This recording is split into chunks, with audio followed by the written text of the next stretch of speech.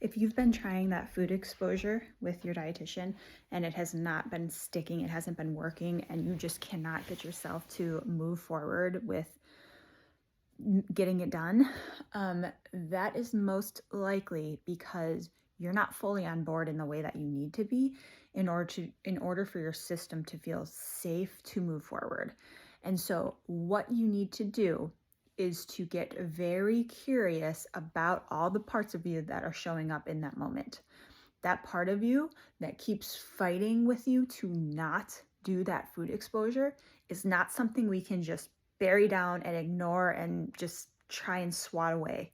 We actually need to bring it closer, ask it some questions, get curious about what it's trying to do and why it's there, so we can give space for it to be a little bit more flexible and allow you to get on board, to allow you to do that food exposure in a way that we're not leaving that part behind, but we're bringing it with us so that we're creating sustainable change and we don't have to go back and get that part to understand it. And we just have to have all those parts on board. And that's why food exposures are often not successful.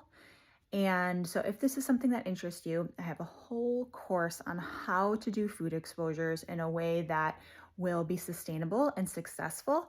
It's about a 4-hour course. It's $47, and it gives you a ton of tools so that you can start bringing in those food fears today in a successful, sustainable way. So if that interests you, comment below.